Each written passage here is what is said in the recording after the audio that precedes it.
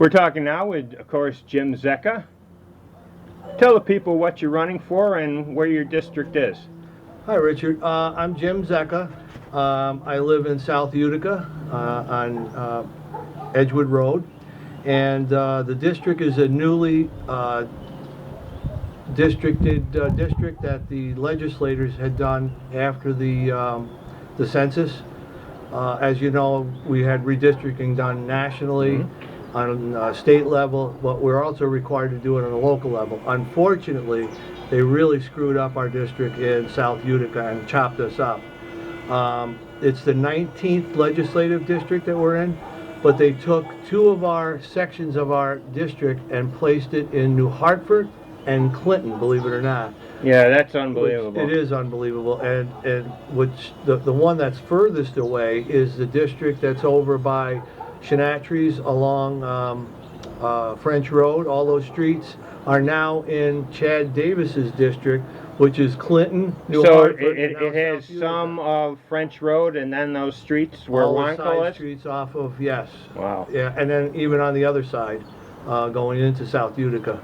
So it's kind of bizarre, but that's the districts that they decided on. It was supposedly... What were they trying to get? More Democrats or Republicans? Well, their claim is it's, again, redistricting all has to do with population. Right. They said the population of Utica and a lot has to so do, not politics. supposedly not politics, Right. but basically they had to change it by population. They had to make the districts about 10,000 folks in each district, and so they said Utica had grown where the outside townships shrunk, so they had to pull in the outside areas into the district. But that's odd. Clinton and South Utica. In a way, though, that's good to hear that we at least grew. But Right. It has to do with, of course, the immigrant population is really where it came from. So then the other part of the district is going towards the Corn Hill area. So now we have two districts from Corn Hill, part of the South Utica district. Steuben Street, funny, it comes full circle. When I moved back to Utica and I worked at the Utica Zoo, which we talked about earlier, I lived on Steuben Street. Okay. And so it's now coming back. My old district where I actually started at the Utica Zoo and lived and walked to work, and is in the new district. Well, and it's how are you dealing with new people to represent? How are you getting, for example, in Corn Hill? How are you getting acclimated to the streets and the people in the streets? Not a problem. Are you going door to door? Or? Yeah. Oh, I had to go door to door. I actually, as you know, I got endorsed by the Republican Party, so I'm on the Republican line. I got the signatures there. No problem at all. And I got signatures from every district in the district that I was running. I made it a point, Corn Hill and South Utica. I also was fortunate to get the Conservative Party endorsement, and so did my opponent. So they forced us into a primary, and I won the primary for the Conservative, and I thank the Conservatives coming out. And actually, I'm very proud of the Conservatives because about 40%, even though it was only a small group of people, about 40% of them showed up to vote, where the Democrats and Republicans were less than 20% in the primary to come out to vote. So, again, I thank those folks. So it's more of the same for you then. It's just reaching a different populace. Well, it's reaching a different populace, but not in some cases yes, in some cases no. Remember, I served in West Utica. West Utica, the demographics were very similar to the Corn Hill district. South Utica is a little different. You know, some say West Utica is the new Corn Hill. Unfortunately, people are saying that in a negative way, but you know, people that live there don't feel that way, and I still have a lot of respect for the folks, especially the older folks that stuck it out in those neighborhoods and are fighting the fight. I also made an extra step when I started. Well, we'll get to that. We'll put that aside for a minute. We'll get that to a minute because what I'd like to do is the same thing I did with your opponent, Tim Julian. I asked you both to have a question for each other.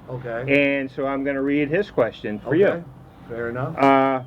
Please ask my opponent, that would be you, who has not agreed to debate me, what exactly he would do to lower taxes as he said he will do.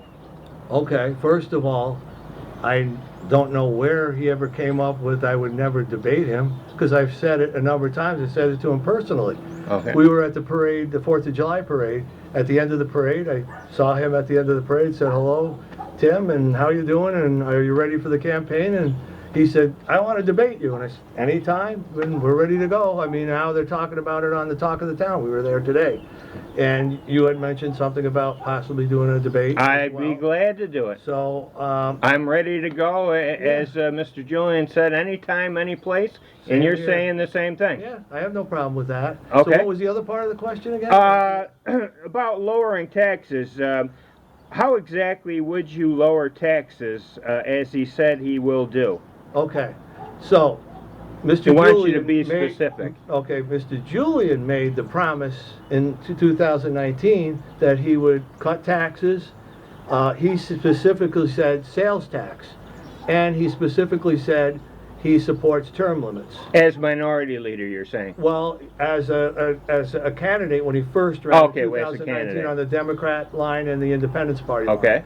Then he became a Democrat, and he became the minority leader this last term. Mm-hmm. What has he done as in that position to do both things? I haven't seen either one being done or even discussed publicly. Mm-hmm. So my specific...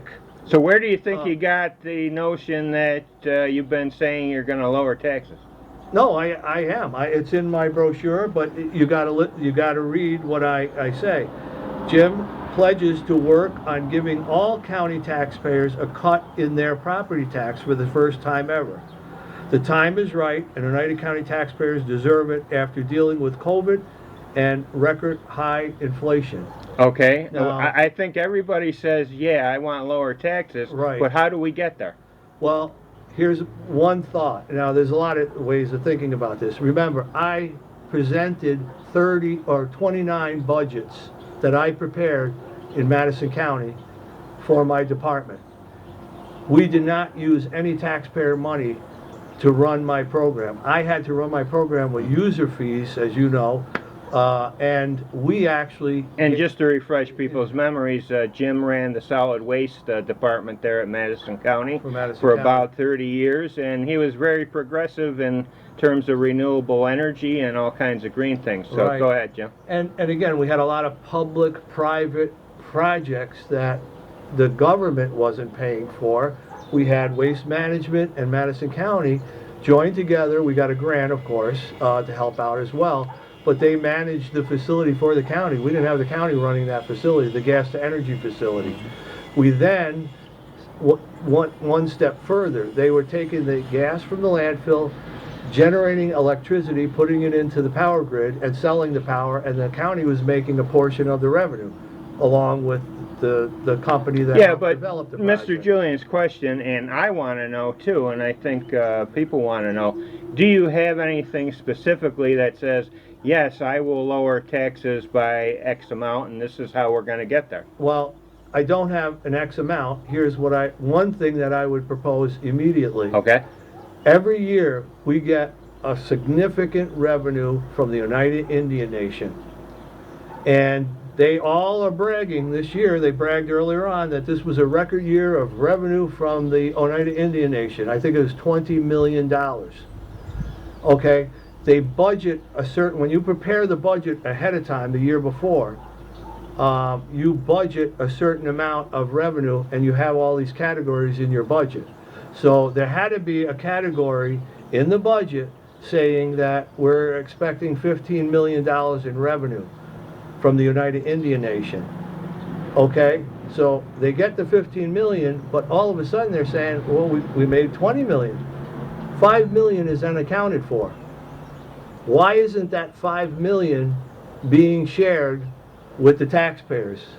One proposal would be, when that happens, we may not be able to give a permanent tax cut to the people, but why couldn't we do, just like the state's doing now with the STAR program, is rebates, where taxpayers could get a rebate into their back, pay a check to say, now we're going to do revenue sharing.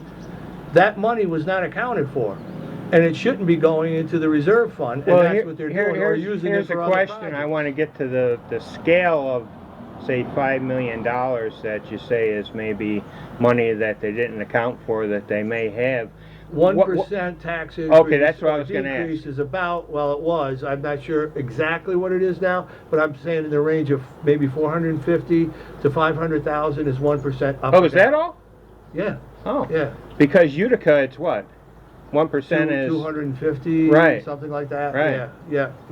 So that's taxes. There's other revenue sources we're getting in. You know, there's the tax revenue. So how much would you propose? Say it's 5 million. What percentage would you propose that people get? I'd have to be in that office. Now I have the experience. He can say what he wants, but I've had 30 years of experience working with county budgets. Well, he has been a mayor too. Yeah, a mayor, but it's different than the county government. It's a lot different than county government. Yeah. In fact, the county took over a lot of the responsibilities, remember, for the city. The city used to run its wastewater treatment facility, no more. Now, when I was a mayor in Oriskany Falls, we did everything.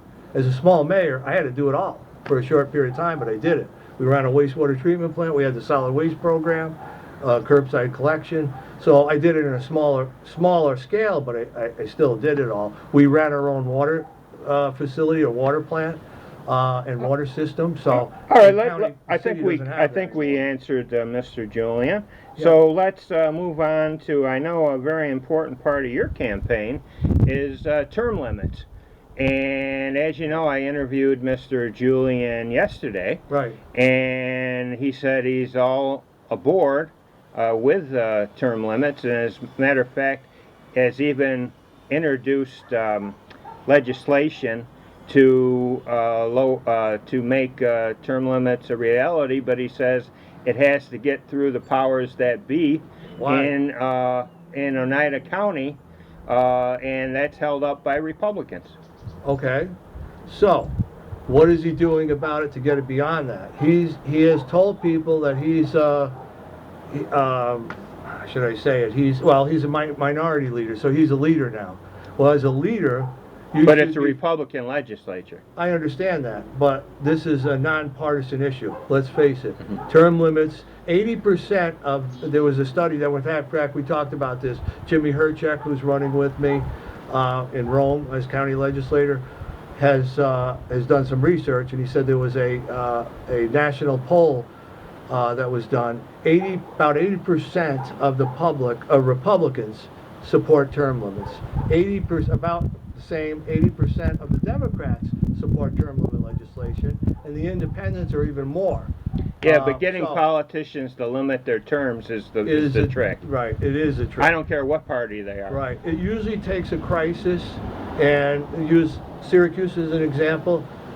Way back when Lee Alexander was the mayor, there was a huge crisis there where he wound up going to jail in his last term of office, which was 16 years, like the county legislator or county executive is right now. Same situation, but he was found guilty and went to jail. That same year, the Common Council passed legislation. You're a Republican now, and I'm going to get to this party deal in a minute, because I have a bone to pick with both you and Mr. Julian. Right. But you're a Republican, so have you been talking with the Oneida County legislators why don't they vote this ahead or let it out of committee or whatever mechanism there is in Oneida County government? Right. Well, I spoke to the county legislator, actually recently text messaged him back and forth, because he is running on term limits as well. The West Utica representative, Tony Myers. And Tony said he has discussed it in committee with the Republicans, but there is a lukewarm reception to the term limits. Again, you got to be aggressive and you got to push it. This is what the people want. You got to push it. We're going one step further. I'm not in office right now. Neither is Jim. But before you get there, if you get to this office of Oneida County Legislature, you'll be a Republican. You'll be in the majority, not the minority. Right, and I'll be a Republican based on what I'm running on. Now, you wanted to get to this. Sure. I went out and got signatures for Republicans and conservatives to get on the ballot. what I was hearing from them, I told them what my policy was and what my platform was. I was running on term limits, tax cut, and public safety was the other issue, very serious issue. Well, we'll get to that in a minute. Right. But, so, what I was hearing from them was what I was expecting to hear, and exactly want term limits. They want it from the top on down, from Congress all the way down to the local level. And they want to see tax cuts. They're hurting right now. Folks are hurting. So I decided I'm going to go out beyond this and get another line to run on. And I said I'm going to call it term limits tax cut. Right. So I did an independent petition. I got over 200 signatures, more than any of the other party lines, because you have to get them. I got Republicans that didn't sign my petition, Democrats, independents, and everybody in between that signed this petition because they believed in what I was saying. So I am now going to be on this line, except for one thing. And it got approved because a lot of your critics always point out that your association and the Constitutional Caucus can never get things done. But it seems to me that you have to separate you a little bit from the caucus because you seem to get your petitions through. Yeah, and I don't think the Constitutional Caucus, I think the Constitutional Caucus is getting things done because they helped me as well with this. And those petitions, there was nothing wrong with those petitions. I personally reviewed them. I think we got a lot of problems with the court system, and we have a lot of problems with the people that are challenging those petitions. But that's another thing for another day. But, so I went out, talked to these folks. We got on the ballot, but because of what happened with Governor Cuomo before he left, he did more damage. If you want to go out now and get an independent line, and you already have two other party lines you're running on, in the past you could have, use me as an example, Republican line, conservative line, and if I carried an independent line, I would have that independent line. No longer the case. They only allow you two major lines, and Republican and conservative are considered major lines in New York. There's only a few now. Right. They would not allow this line to have a separate line, even though Mike Hennessy is going to be on this line all across the county. Well, let's stick to you. The important thing that you want people to know is that, what's your new party? But it's going to be... What's it called? It's called Term Limit Tax Cut. Okay, the important thing is that you got it done, right? I got it done, and it will be put as part of the Republican Party line. They asked what party line I wanted to put that name with. So I put it on the top with the Republican line. All right, but here's my question. Suppose you're successful in your bid to be an Oneida County legislator. Now you're a Republican. But Mr. Julian is a Democrat. He's the minority leader. Right. But people are saying to me, how much clout would Mr. Zecca have, because he's really on the outs due to his association with the Constitutional Caucus with the Republicans, so he really doesn't have much influence. How do you counteract that? I would disagree with that. Let's face it, you know, I was always very aggressive when I was on the council. I didn't get a lot of support from a lot of elected officials. I'm not being elected, and I don't represent them.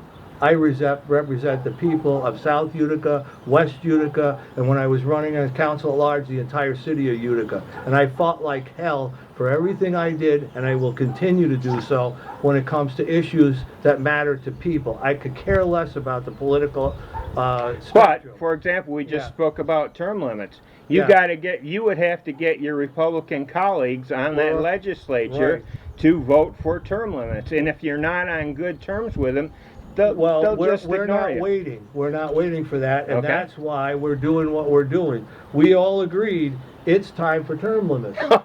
So we are circulating petitions. Jim comes prepared, ladies and gentlemen. We are presenting a petition now to the public all across the county, and our goal is to collect petitions up until, and here's a copy of the petition, so we're not fooling around here. We have a petition that we prepared, and we're asking folks to get the petitions back to us by October 27th. We are going to ask for, and I'll just read it, it's simple. Sure, go ahead. Petition to implement term limits on Oneida County elected offices.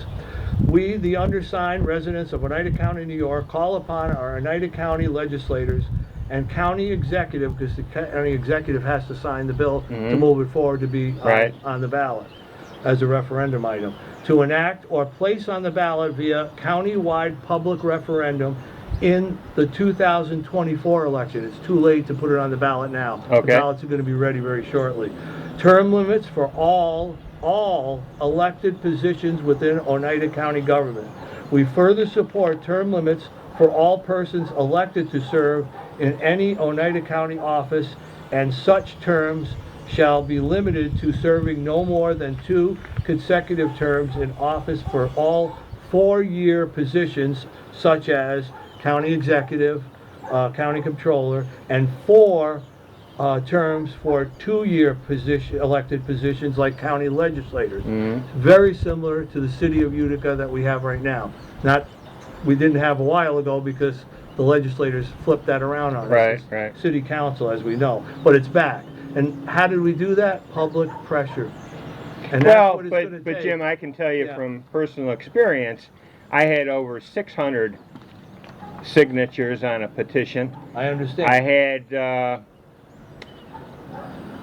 I had also local groups supporting my efforts to use ARPA money to get rid of our lead scourge and replace our water pipes once and for all. And you had the Democrats. I had the Democrats in the council, some of the Democrats in the council on my board, crafting how we would do things, and then I got stabbed in the back by Ms. Friend and Ms. Aiello, and that, if people recall, that was the reaction when Ms. Colosimo Testa used the term scumbags, because she was not only reacting to what they did to me, but she's saying, how do you work with people like that when you work within their group and then all of a sudden they change their vote?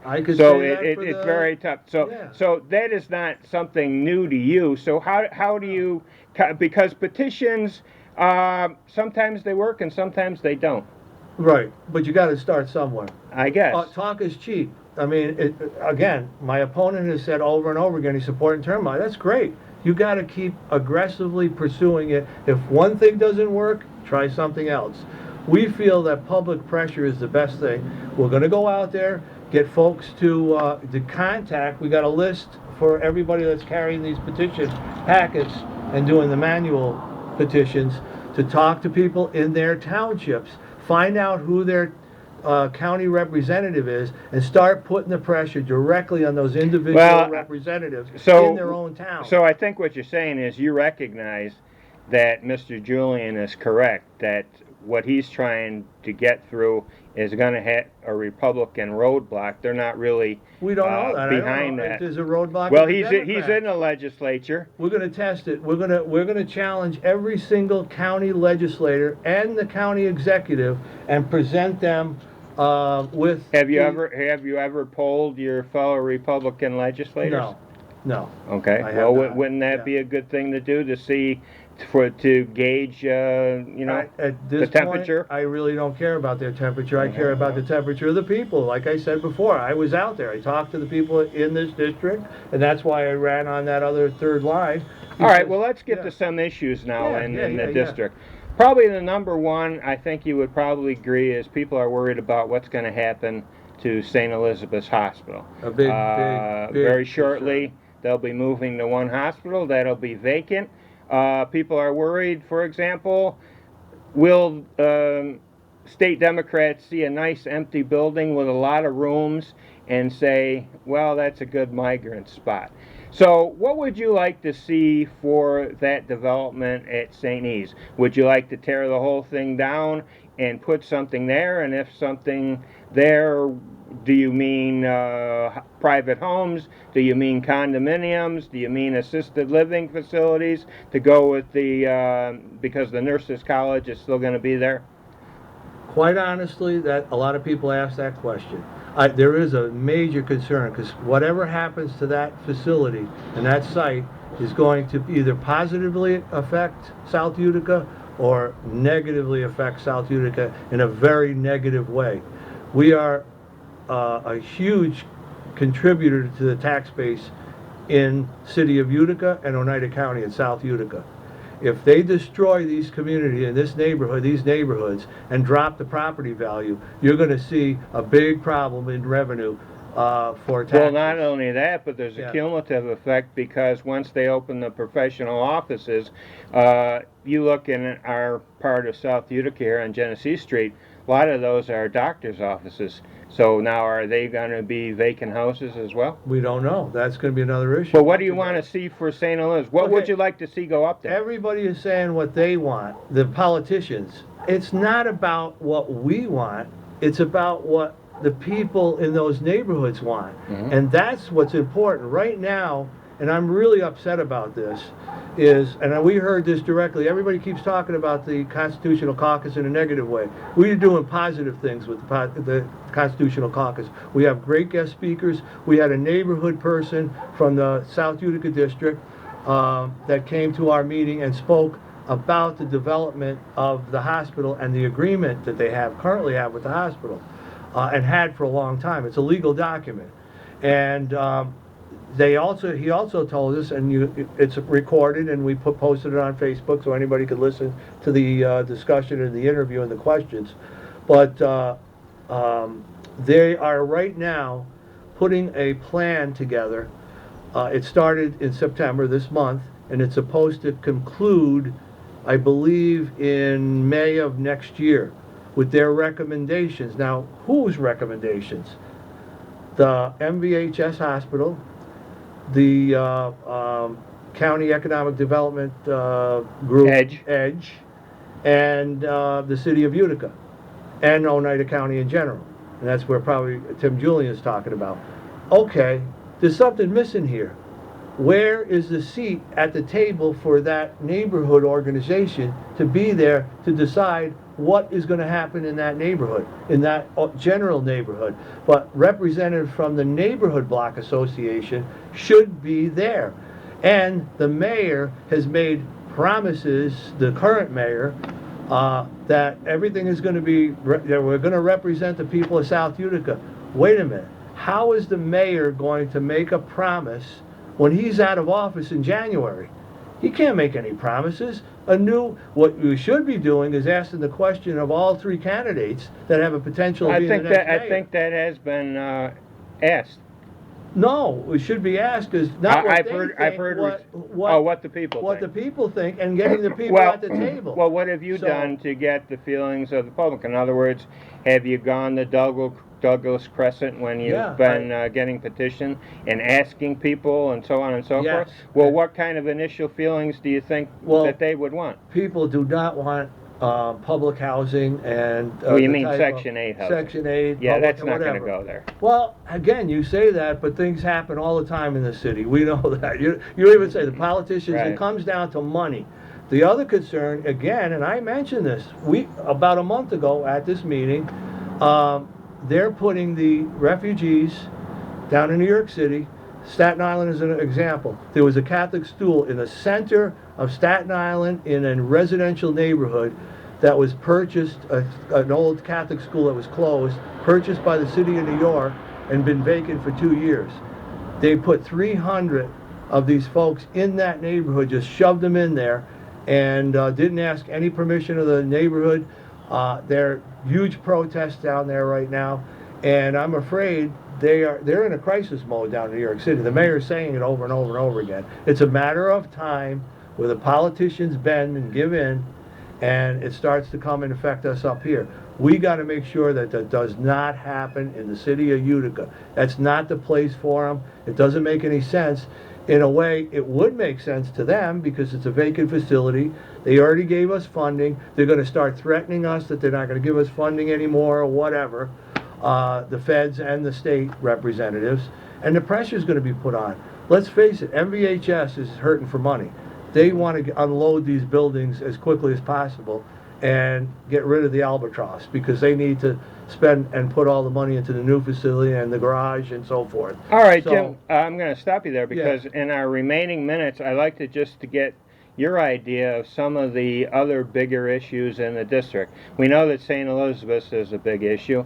What do you think are some of the other issues facing the residents of your district? Well, public safety has been a big issue. Now we say South Utica is pretty calm in most cases, but we still have break-ins in my neighborhood. What can you, as an Oneida County legislator, do about it? I think we should be combining our services with the county and the city. When I was on the council, we had a big argument and a big battle, and again, we had to work together. Remember 911 center.